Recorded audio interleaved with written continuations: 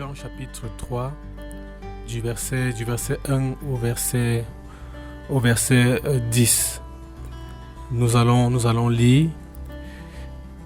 Mais il y eut un homme d'entre les pharisiens nommé Nicodème, un chef des Juifs, qui vint, lui, auprès de Jésus de nuit, et lui dit, « Rabbi, nous savons que tu es un docteur venu de Dieu, car personne ne peut faire ces miracles que tu fais, si Dieu n'est avec lui. » Jésus lui répondit, « En vérité, je te le dis, si un homme ne naît de nouveau, il ne peut voir le royaume de Dieu. » Nicodème lui dit, « Comment un homme peut-il naître quand il est vieux? Peut-il rentrer dans le sein de sa mère et naître? » Jésus répondit, en vérité, je te le dis, si un homme ne naît d'eau et d'esprit, il ne peut entrer dans le royaume de Dieu. Ce qui est né de la chair est chair, et ce qui est né de l'esprit est esprit. Ne t'étonne pas de ce que je t'ai dit, il faut que vous naissiez de nouveau. Le vent souffle où il veut, et tu en entends le bruit, mais tu ne sais d'où il vient ni où il va. Il en est ainsi de tout homme qui est né de l'esprit. Nicodème lui répondit, « Comment cela peut-il se faire ?» Jésus lui répondit, « Tu es docteur d'Israël, tu ne sais pas ces choses. » Donc nous allons nous arrêter ici pour le texte. Qu'est-ce qui se passe lors de la nouvelle naissance? Qu'est-ce qui se passe lors de la nouvelle naissance? Lorsque nous naissons de nouveau, qu'est-ce qui se passe? Et avant de répondre à cette question, nous voulons dire que Nicodème vient rencontrer Jésus avec des besoins. Et Jean présente Nicodème comme quelqu'un de particulier, pas seulement quelqu'un qui suit Jésus-Christ pour ses miracles, mais quelqu'un qui, à travers les miracles, désire connaître véritablement qui est Jésus, qui est-il véritablement. Il veut avoir des informations supplémentaires sur la personne même de Jésus. Et je veux vous dire que Nicodème ne rentrera pas de ce lieu comme il y est allé. Nicodème rentrera de ce lieu différent. Parce que celui qui suit Jésus-Christ à cause des miracles, il va être béni. Ne refusons pas cela, il va être béni. Mais celui qui suit Jésus-Christ, en plus du miracle, il veut connaître qui est Jésus, il sera plus béni et mieux béni que cette première personne. Donc il vient voir Jésus et vraiment il lui dit quelques paroles qui semblent quand même flatteuses. Il lui dit que vraiment, Rabbi, tu es un docteur venu de Dieu, car personne ne peut faire ces miracles si Dieu n'est avec lui. Ça veut dire, je veux te connaître. Je veux te connaître. Moi, je crois que tu viens de Dieu. Et Jésus lui répond, et la réponse que Jésus donne ne semble pas, lorsqu'on lit la suite, en fait, ça ne semble pas répondre véritablement à la préoccupation de Nicodème. Pourtant, c'est ce que Jésus fait. Il dit, en vérité, je te le dis, si un homme ne naît de nouveau, il ne peut voir le royaume de Dieu. Et nous avons expliqué hier que Jésus n'est pas allé loin de la préoccupation ou du besoin de Nicodème. Non, il a même répondu à ce besoin en lui disant que oui, Nicodème, tu as raison, tu m'as vu faire des miracles, tu m'as vu faire des prodiges. Oui, je viens de Dieu véritablement. Et ce n'est pas seulement moi ce n'est pas seulement à moi qu'est réservée cette capacité de faire des miracles, cette capacité de faire ces miracles, de voir ces œuvres extraordinaires, peut aussi être la tienne si tu t'engages à naître d'en haut. Si tu t'engages à naître d'en haut, cette capacité sera également la tienne. Et c'est pourquoi il lui parle de si tu ne nais de nouveau, tu ne peux voir le royaume de Dieu. Donc voir le royaume de Dieu, c'est quoi? Voir le royaume de Dieu, c'est expérimenter les choses extraordinaires qui proviennent du royaume de Dieu que Jésus-Christ est venu établir sur la terre. Et tout homme peut faire partie de ce mouvement. Et Nicodème, au verset 4, lui dit que mais comment est-ce que ça peut se faire? Puisque Jésus lui dit il faut naître de nouveau, il faut naître d'en haut. Nicodème dit que mais ça peut se faire comment? Moi, je suis déjà vieux. Est-ce que je peux encore entrer dans le ventre de ma mère et naître? Jésus lui dit que non, mon ami, il n'est pas question d'entrer dans le ventre de ta mère et renaître. Il est question de naître d'eau et naître d'esprit. Il est question de naître d'eau et naître d'esprit. Parce que ce qui est de la chair est chair. Et ce qui est né de l'esprit est esprit. Comme pour dire que tu es déjà né dans ce monde. Je ne te demande pas encore d'expérimenter une nouvelle naissance dans ce monde. Non. Je te parle d'une naissance qui se produit dans le spirituel. Tu es né dans ce monde et tu as les capacités des personnes qui ne sont que de ce monde. Tu es né des êtres humains et tu n'as que les capacités des êtres humains. Tu es né d'un père et d'une mère et tu n'as que leurs capacités. Mais je te propose autre chose. Je te propose de naître de l'esprit. Et si tu nais de l'esprit, tu auras les capacités que l'esprit donne et tu auras de la même manière le pouvoir d'accomplir les œuvres que j'ai accomplies. Et c'est ce que Jésus est en train de dire à Nicodème. Réfléchissez très bien.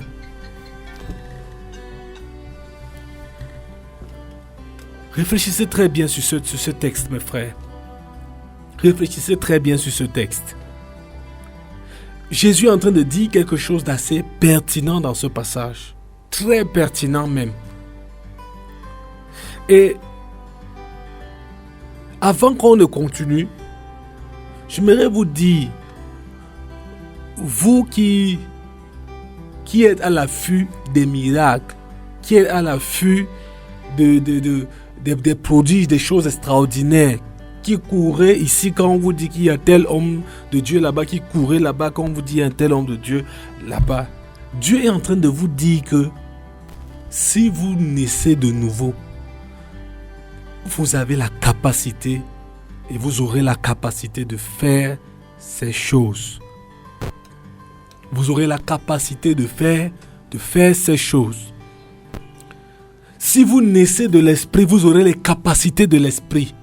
Comme vous êtes né de la chair, vous avez les capacités de la chair. Lorsque vous êtes né de la chair, vous marchez et vous vivez dans la dimension de la chair. Mais si vous naissez de l'esprit, vous allez marcher dans la dimension de l'esprit. Si vous êtes né de la chair, vous aurez un langage qui est limité à la chair. Mais si vous êtes né de l'esprit, c'est-à-dire né d'en haut ou bien né de nouveau, vous aurez un langage, le langage de l'esprit. Si vous êtes né de la chair, c'est-à-dire d'un père et d'une mère, quand on parle de la chair, on parle des humains. Si vous êtes né des humains, c'est-à-dire d'un père et d'une mère, vous avez les limites des humains. Vous avez les limites de la chair. Mais si vous naissez de l'esprit, vous avez les limites de l'esprit et l'esprit n'a pas de limites. C'est voici ce que Jésus est en train de dire. En même temps, il est en train de dire qu'il est venu introduire une dimension surnaturelle dans la vie des hommes. Parce que c'est vrai que beaucoup nous ont enseigné à partir de ce passage qu'il ne s'agissait que, la nouvelle naissance là, il ne s'agissait que du salut de ton âme, la vie éternelle. La vie éternelle, la vie éternelle. C'est vrai que beaucoup nous ont enseigné de cette façon. Mais vous allez constater, et peut-être vous le faites même déjà, que la nouvelle naissance là, il n'est pas seulement question de la vie éternelle. Et Jésus n'a même pas commencé avec la vie éternelle. C'est plus tard qu'il va même expliquer que, en fait, c'est lorsque tu entres dans une certaine dimension de vie que tu vois ces choses se manifester. Mais Jésus est en train de s'attarder sur les miracles qui ont attiré l'attention de Nicodème lorsqu'il les a fait à Jérusalem. Donc, il n'est pas question simplement de dire que naître de nouveau et tout, avoir la vie éternelle. Non, ce n'est pas seulement question de ça, même si ça fait partie. Même si la vie éternelle est le grand ensemble. Mais Jésus n'a pas commencé par là. Donc Jésus est venu introduire une dimension nouvelle. La dimension d'en haut. Sur la terre. Souvenez-vous que Jésus lui-même ne venait pas de la terre. Il était seulement né à travers une femme. Mais son histoire n'a pas commencé comme la nôtre. C'est-à-dire lorsque nous venons dans le ventre de notre mère, c'est là où notre histoire commence. Mais l'histoire de Jésus a commencé bien avant qu'il soit dans le ventre d'une femme. Dans le sein d'une femme, son histoire a commencé depuis longtemps. Donc Jésus vient de loin. Et Jean prend la peine de nous le présenter comme la parole qui était au départ, par laquelle toutes choses ont été créées. On présente Jésus-Christ comme quelqu'un qui était là au moment de la création et qui a même été acteur de la création, qui a agi dans la création, qui s'est manifesté pour que les choses qui existent. Donc il ne venait pas de cette terre. Et c'est ça, c'est la dimension d'où il venait qu'il est venu nous exposer. Ce qui est né de la chair est chair. Ce qui est né de la chair a les capacités de la chair. Mais ce qui est né de l'esprit a les capacités de l'esprit. Jésus veut que toi et moi, nous puissions expérimenter la dimension de l'esprit. Nous puissions vivre la dimension de l'esprit. Jésus veut que nous puissions marcher dans les capacités de l'esprit, c'est-à-dire les capacités divines. C'est ce que Jésus veut, c'est ce qu'il le veut, il le souhaite pour chacun d'entre nous. Après il dit, ne t'étonne pas de ce que je t'ai dit, qu'il faut que vous naissiez de nouveau. Le vent souffle où il veut, tu en entends le bruit, mais tu ne sais d'où il vient ni où il va. Il en est ainsi de ceux qui sont nés de l'esprit. Donc, voici certaines expressions qui veulent dire la même chose. Jésus lui dit d'abord qu'il faut que tu naies de nouveau. Après, Jésus dit, il faut que tu naisses d'eau et d'esprit. Après, Jésus dit, il faut que tu naies d'esprit. Tout ça, c'est la même chose. Maintenant, quand Jésus dit que le vent souffle où il veut, tu entends le bruit et tout, c'est pour dire que quand nous naissons de l'esprit, quand nous expérimentons cette naissance de l'esprit, nous sommes insaisissables. C'est-à-dire quoi? Nous marchons dans une dimension qui est au-delà de l'imagination des hommes. Nous n'avons plus... c'est-à-dire qu'on ne peut plus nous mettre dans un bocal logique. Parce que tu ne connais pas d'où le vent vient, tu ne sais pas où le vent va, c'est-à-dire que tu ne maîtrises pas. Il n'y a pas une logique que tu vas maintenant commencer à mettre sur pied. Pourquoi?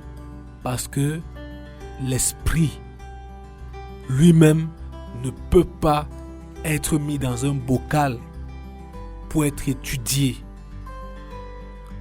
Il parle encore là, il souligne encore cette dimension surnaturelle dans laquelle Jésus vient nous mettre. Maintenant, la question de Nicodème est très importante. Je suis sûr que c'est cette question que plusieurs se posent. Mais je ne suis pas sûr qu'aujourd'hui nous allons arriver véritablement à savoir comment cela se fait-il. Parce qu'on sait déjà que pour expérimenter cette vie de surnaturel, cette vie spirituelle-là, il faut naître de nouveau. Maintenant, Nicodème dit comment, ça se passe comment. Et je vais répondre à la question de comment ça se passe par la question que j'ai posée au départ. Qu'est-ce qui se passe lorsque nous naissons de nouveau? À la fin, vous saurez si vous êtes véritablement né de nouveau ou si vous ne l'êtes pas.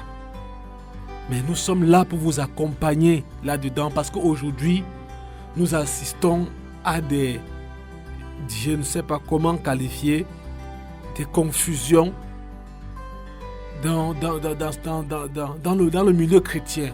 Beaucoup de digressions, beaucoup de mensonges, beaucoup d'inepties qui sont dites et qui sont faites. Et tout cela plonge les gens plutôt dans la confusion au lieu de les faire sortir de cette confusion. Et notre but, c'est de vous retirer de la confusion. Qu'est-ce qui se passe lorsque nous naissons de nouveau? Nous allons voir comment on est de nouveau maintenant. Qu'est-ce qui se passe lorsque nous naissons de nouveau? Premièrement, lorsque nous naissons de nouveau, nous recevons une nouvelle vie et non une nouvelle religion. Quand nous naissons de nouveau, ce n'est pas une nouvelle religion que nous recevons parce que on nous a fait croire que la nouvelle naissance, c'est en termes de religion. C'est-à-dire que lorsque quelqu'un te pose, lorsque tu parles de la nouvelle naissance à quelqu'un et qui te pose la question, que dois-je faire? Il est en d'autres termes en train de vouloir réduire le concept de nouvelle naissance à un ensemble de pratiques qu'on fait et qu'on voit dans les églises. Il est en train de te dire que dois-je faire? Combien de fois je prie par jour? Combien de fois je dois prier par jour? Combien de fois je dois jeûner? Combien de fois je dois lire ma Bible par semaine? Combien de fois est-ce que je dois peut-être évangéliser ou servir Dieu? Combien de fois est-ce que je dois faire le Notre Père? Combien de fois est-ce que je dois lire ce psaume? Combien de fois est-ce que je dois faire ceci? À quel moment est-ce que je dois faire comme ça? Je fais ça à minuit ou bien je fais ça à 2 heures? Je dois faire. Finalement, on a réduit ça à la religion. Et je peux vous dire que si c'était une question de religion, Jésus ne serait pas venu. Il n'est pas venu pour apporter une nouvelle religion. Déjà qu'à son temps, il y en avait tellement et aujourd'hui encore, il y en a encore plus. Il y a beaucoup de religions, mais la religion ne change pas la vie d'un homme. La religion, c'est un ensemble de pratiques extérieures que nous faisons pour nous rapprocher de Dieu. Mais Jésus n'est pas venu pour ça. Jésus est venu par la nouvelle naissance nous donner une nouvelle vie. Il est venu nous donner quoi? Une nouvelle vie. Quand il dit à Nicodème, tu dois naître de nouveau. Tu dois naître d'en haut. Il n'est pas en train de dire à Nicodème que tu dois adopter une nouvelle religion. Et Nicodème était même dans une religion quand Jésus-Christ, pendant qu'il causait à ce moment donné. Il était dans une religion, il était dans la religion judaïque. C'était un juif. Et on précise qu'il était un chef des juifs.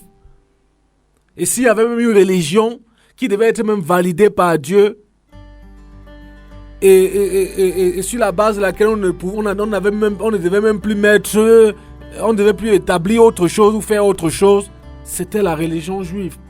Parce qu'ils ont une histoire particulière avec Dieu par rapport à nous autres. Mais c'est à ce Nicodème-là que Jésus lui dit, nais de nouveau. Donc, la vie chrétienne, ce n'est pas... C'est-à-dire que la nouvelle naissance, ce n'est pas un ensemble de disciplines, un ensemble de lois qu'il faut garder, qu'il faut faire ceci, il faut laver les mains avant de manger, il faut faire ceci, il faut faire cela. Jésus dit non. Nouvelle naissance, c'est nouvelle vie et non une nouvelle religion. Nouvelle naissance, nouvelle vie, non une religion. Ce n'est pas une religion. Mais aujourd'hui, nous assistons à des choses qui sont vraiment... C'est terrible en tout cas. C'est terrible. Pour aller dans une église, tu vas arriver dans une église où il faut enlever les chaussures. On loue Dieu pieds nus. Ça, c'est la religion. On loue Dieu habillé en blanc. Ça, c'est la religion. Il faut avoir tel truc-ci chez toi. Il faut mettre ça sur ton mur. Il faut prendre telle chose. Il faut faire comme ça et tu récites. Ça, c'est la religion. Il n'y a pas de vie dans ça. Ce n'est pas ça que Jésus-Christ est venu amener dans ce monde. Jésus-Christ est venu nous donner une nouvelle vie. La nouvelle naissance, c'est question d'une nouvelle vie. C'est question d'une nouvelle vie. Ce n'est pas question, nous on fait comme ça. Quand on prie Dieu, on ne crie pas beaucoup. On parle simplement dans le cœur. On dit, c'est comme ça ou rien. Ça, ce n'est pas les choses comme ça que Jésus-Christ est venu nous apporter. Il est venu nous apporter une nouvelle vie. Une nouvelle vie et non une nouvelle religion. Et nous comprenons par une scène qui s'est produite dans Luc chapitre 9. Un disciple de Jésus qui venait juste de s'engager à le suivre dit à Jésus que je vais te suivre, hein, mais permets-moi d'aller enterrer mon père. Et Jésus va lui faire une déclaration qui a beaucoup de messages. Il dit, laisse les morts ensevelir leurs morts. C'était pas pour dire que Jésus-Christ était en train de dire au monsieur que vraiment il faut que tu ne dois pas enterrer ton père ou tu ne dois pas enterrer ta mère, ou bien comme certains ont enseigné dans l'église. Non, ce n'est pas ce que Jésus voulait dire. Jésus-Christ ne manquait pas de respect au fait que cet homme devait s'engager à aller ensevelir son père. Non, c'était pas ça. Il faut bien comprendre. Il faut comprendre d'abord la culture dans laquelle il se trouvait. Il se trouvait dans une culture où celui-ci qui était l'aîné de la famille, lorsque l'aîné partait ensevelir son père, il ne devait pas simplement ensevelir son père ou bien l'enterrer et revenir. Non, il devait rentrer, l'enterrer et le pleurer pendant un bon bout de temps. Après, il devait partager l'héritage. Après tout ça, il devait venir suivre Jésus. Jésus lui a dit seulement, c'est le temps. Tu peux pas me suivre de cette façon. Et c'est la même chose quand Jésus a dit à ses disciples qu'aller prêcher la parole, de saluer personne en chemin. Jésus ne disait pas que quand tu marches, tu vas prêcher l'évangile, tu ne dois pas saluer quelqu'un. Non.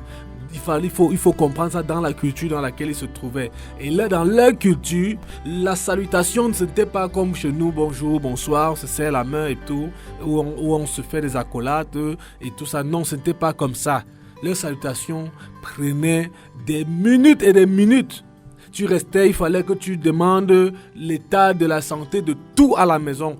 Ton père va bien, ta mère va bien, lui va répondre, oui, il va bien, elle va bien. Et tous tes petits frères, ça va, et tout. On saluait, même jusqu'à saluer les moutons.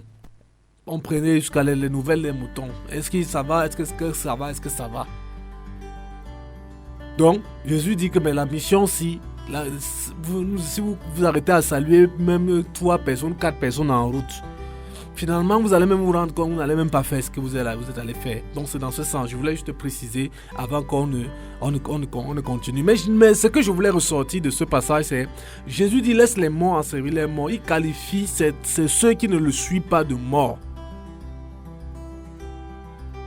Et mort là, c'est-à-dire la dimension spirituelle. C'est-à-dire que la relation avec Dieu est inexistante. Ils sont séparés de la source de la vie. Et la mort pour Dieu, c'est être séparé de la source de la vie. C'est Christ qui est la source de la vie.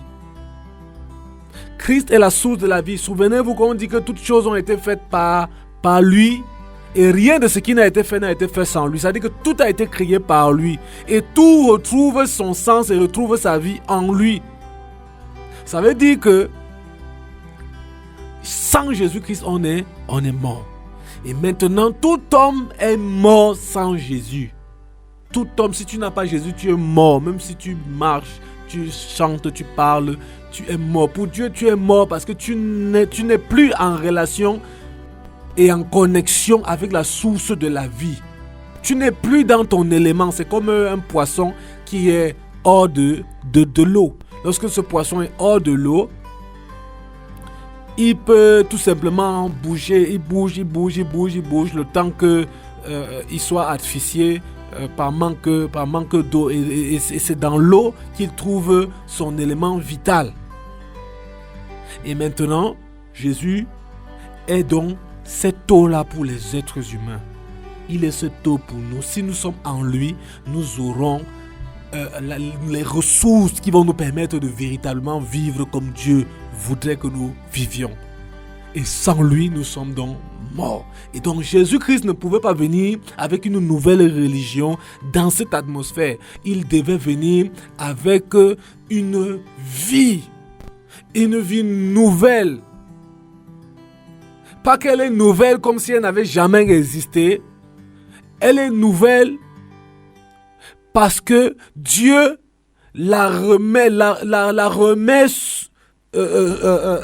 à la disposition des êtres humains, parce qu'il fut un temps où les hommes, Adam et Ève notamment, avaient cette vie.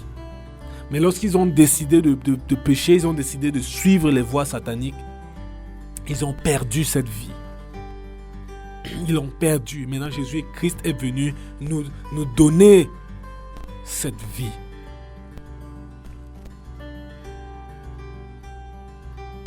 Donc, frères et sœurs, la nouvelle naissance, c'est une nouvelle vie et non une nouvelle religion. Arrêtez de vivre la vie, de vivre votre christianisme comme une religion, un ensemble de religions, des rites. On fait comme ça, on ne fait pas comme ça chez nous. On fait ceci, là-bas vous n'êtes pas dans le bon parce que vous ne faites pas comme ça, vous ne portez pas ceci, vous ne faites pas cela. Arrêtez ça. Jésus-Christ est venu vous donner une nouvelle vie. Il est venu vous remettre dans votre élément vital. Jésus-Christ est venu pour cette relation avec lui qui génère la vie.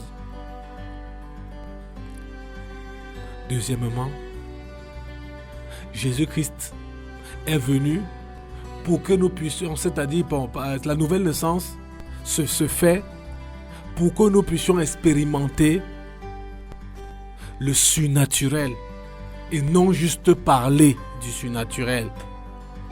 Ce qui se passe à la nouvelle naissance, Jésus vient nous donner une nouvelle vie. Jésus vient nous donner d'expérimenter le surnaturel et pas tout simplement parler du surnaturel, affirmer, faire des affirmations concernant le surnaturel. Non. Et Nicodème qui dit au Jésus, oh, nous savons que tu es un docteur venu de Dieu, car personne ne peut faire ces signes, ces miracles que tu fais, à moins que Dieu soit avec lui. En d'autres termes, Nicodème est en train de dire, en fait, Nicodème voit en Jésus une activité divine originale. Il est en train de voir en Christ une activité divine. Il est en train de voir en Christ la manifestation de quelque chose de divin. Il est en train de voir en Christ une authenticité, l'authenticité de quelque chose de surnaturel. C'est ça qu'il est en train de voir en la personne de Christ. Il ne voit pas simplement des miracles, mais il voit des activités divines authentiques.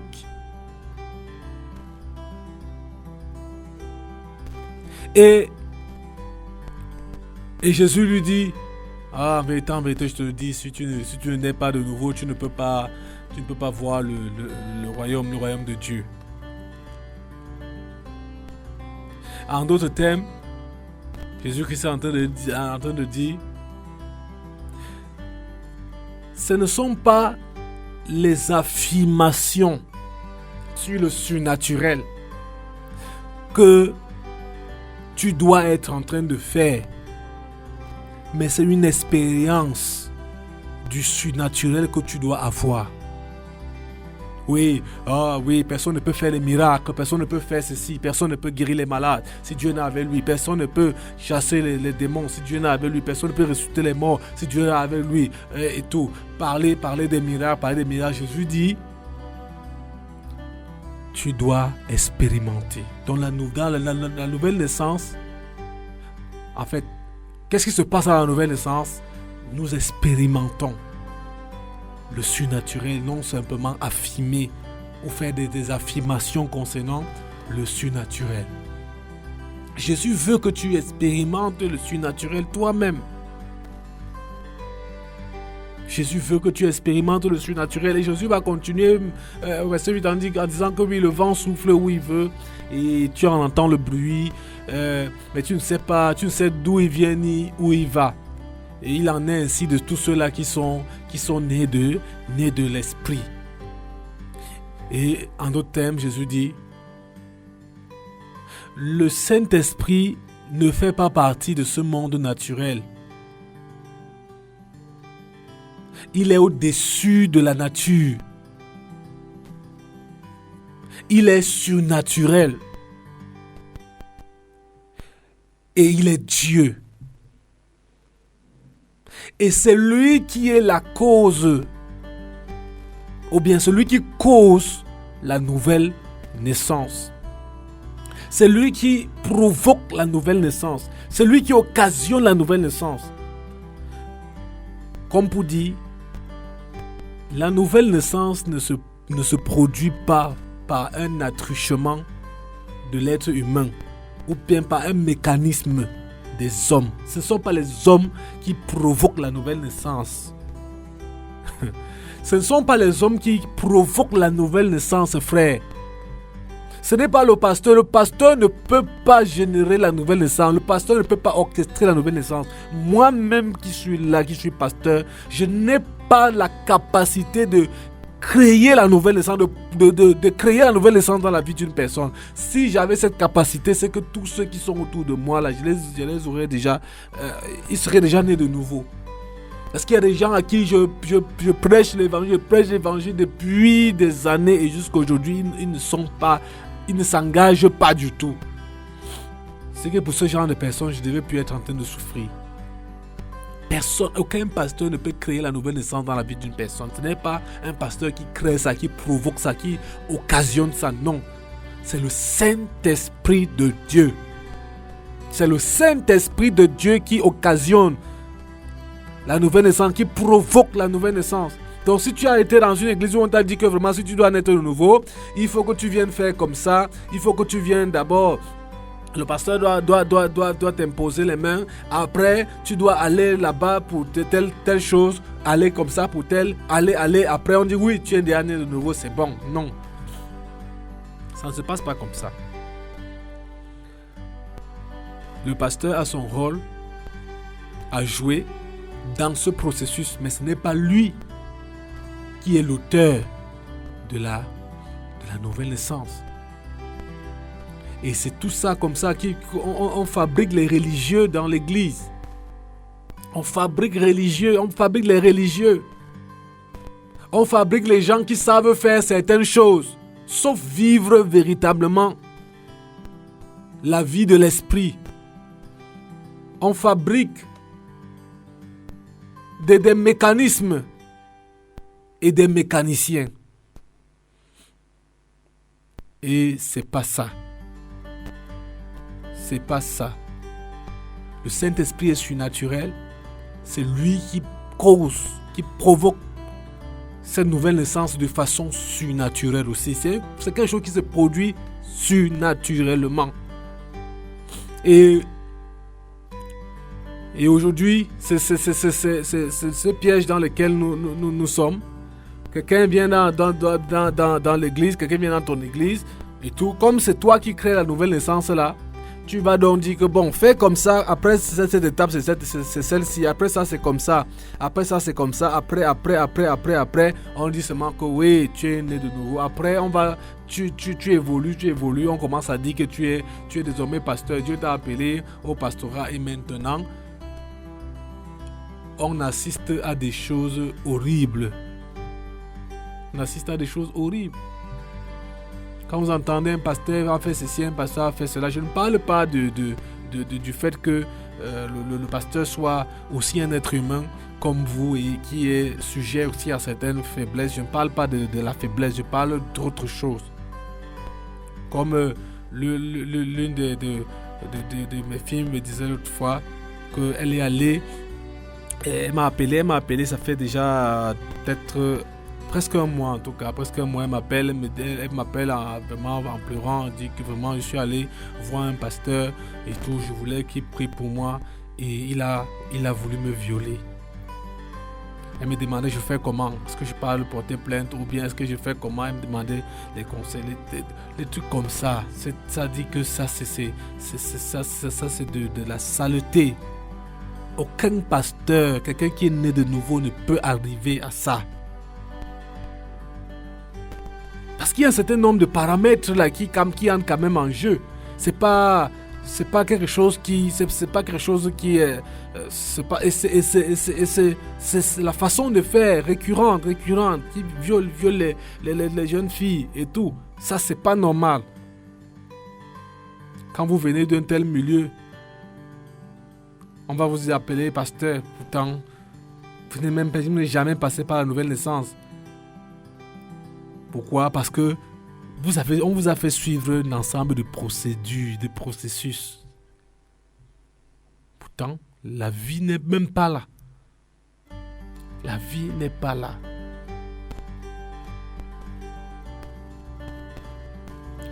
Donc, c'est le Saint-Esprit qui vient sur nous et qui nous amène à expérimenter la nouvelle naissance. Et si l'Esprit de Dieu donc vient sur nous, et que nous naissons de nouveau, il nous donne des capacités divines. Il nous donne les capacités divines, il nous donne des capacités de vivre le surnaturel.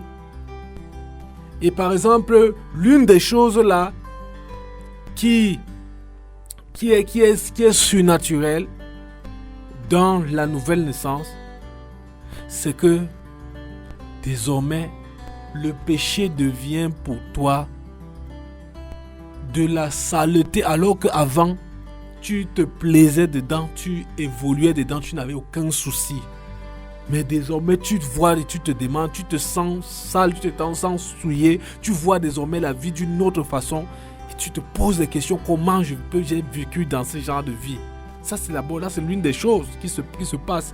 Un dégoût surnaturel du péché entre dans ton cœur. Un dégoût, je vous dis un dégoût surnaturel. Un dégoût surnaturel. Je ne parle pas de que tu as fait quelque chose de mal et puis tu as quand même des remords. Non, c'est pas ça. Quand tu nais de nouveau, il y a un dégoût surnaturel. C'est surnaturel. Pourquoi je dis que c'est surnaturel? C'est un dégoût que si quelqu'un n'est pas né de nouveau, il ne peut pas avoir. Ça, c'est un exemple. Et c'est pas notre point en tout cas. Qu'est-ce qui se passe lorsque nous naissons de nouveau? Dieu nous introduit dans l'expérience du surnaturel et non pas simplement être en train d'affirmer, de faire des affirmations au sujet du surnaturel. Maintenant, qu'est-ce qui se passe à la nouvelle naissance? Troisièmement, Jésus devient notre vie. Jésus devient notre vie lorsque nous naissons de nouveau. Jésus devient notre vie. Jésus devient notre vie. Ta vie, désormais, c'est Christ. C'est Jésus-Christ, ta vie, désormais. C'est Jésus-Christ, c'est ta vie. Ah oui. C'est Jésus-Christ, ta vie. La nouvelle naissance Comme nous l'avons dit d'abord précédemment, nous avons une œuvre surnaturelle du Saint-Esprit. Et cette œuvre surnaturelle du Saint-Esprit-là est l'élément qui nous permet d'entrer en contact avec la vie spirituelle de Christ. Jésus a dit dans Jean chapitre 6, que je vous propose de lire, Jean chapitre 6, le verset 63. Jésus dit, c'est l'esprit qui vivifie. La chair ne sert de rien. Les paroles que je vous ai dites sont esprit et vie. C'est le Saint-Esprit qui donne la vie. Et la chair ne sert de rien. C'est le Saint-Esprit qui donne la vie et la chair ne sert de rien. C'est le Saint-Esprit qui donne la vie. Et nos activités et tout ça là pour donner cette vie, ça ne peut pas marcher. C'est le Saint-Esprit qui donne la vie. Et Jésus-Christ est dans la vie que le Saint-Esprit nous donne. Alléluia. Jésus-Christ est la vie que le Saint-Esprit nous donne. Jésus-Christ est la vie spirituelle que le Saint-Esprit donne. Et cette vie spirituelle que le Saint-Esprit, cette vie qu'est Jésus, en fait, que cette vie spirituelle ne peut se faire que par une relation avec le Christ. C'est à partir de l'union avec Jésus-Christ que nous avons et que nous pouvons expérimenter le surnaturel et la vie spirituelle. C'est l'union avec Jésus. Ce n'est que par cette union-là que nous pouvons expérimenter le surnaturel et la vie spirituelle. Et Jésus disait dans Jean 14, verset 6, « Je suis le chemin, je suis la vérité et je suis la vie. Je suis le chemin, je suis la vérité et je suis la vie. Et personne ne vient au Père que par moi. Personne ne vient au Père que par moi. Personne ne peut venir au Père sans passer par moi. Tous ceux qui doivent venir au Père, ce n'est que par moi qu'ils peuvent passer. Et Jésus pouvait aussi dire, toujours dans Jean, mais dans ce chapitre 6, le verset 35, il dit, « Je suis le pain de vie. Je suis le pain de vie. Je suis le pain de vie. Je suis le pain de vie. » La vie, c'est Jésus. C'est Jésus-Christ qui est la vie. Et lorsque nous naissons de nouveau, ce qui se passe, c'est que nous avons désormais la vie de Christ. Nous avons la vie de Christ en nous. Et cette vie de Christ nous est impartie, nous est donnée par la personne du Saint-Esprit. Jésus est la vie. Il est le pain de vie. Et il pouvait encore, Jean toujours dans son chapitre 20, le verset 31, où il nous parle du but de son livre. Il pouvait encore dire, « Je vous ai écrit ces choses afin que vous croyiez. Vous croyez que Jésus-Christ, que Jésus est le Christ. Vous croyez que Jésus est le Fils de Dieu. » Et il dit, et qu'en croyant, vous ayez quoi? Vous ayez la vie en son nom. Vous ayez la vie en son nom. Jésus-Christ est la vie. Il est la source de la vie que nous avons perdue et que nous devons retrouver. Si notre vie n'a pas de sens, c'est parce que nous ne sommes pas revenus à la source de notre vie, qui est Jésus. Si nous expérimentons la confusion dans notre vie, dans notre famille, c'est parce que nous ne sommes pas encore revenus à la source de la vie. Quand nous naissons de nouveau, nous entrons en contact avec la vie qui est Christ lui-même. Il est notre vie. Et Paul pouvait dire, Christ est ma vie. C'est Christ ma vie. C'est Christ ma vie désormais. Je suis uni à Christ. Je suis en Christ. J'ai la vie en son nom. J'ai la vie. C'est quoi cette vie? C'est quoi cette vie? Vous savez, les animaux, les animaux ont chacun leur vie. Le chien ne pourra que vivre une vie de chien. Le cheval n'aura qu'une vie de cheval. Il doit porter les gens sur son dos. Il doit courir, il doit. Le lion aussi a une vie de lion. C'est sa vie. Il vit sa vie et le lion ne va jamais vivre la vie d'un éléphant. Chacun d'eux a sa nature. Chacun d'eux a sa nature. Le lion a sa vie naturelle. Un cafard a sa vie. Il vit sa vie. Une souris vit sa vie.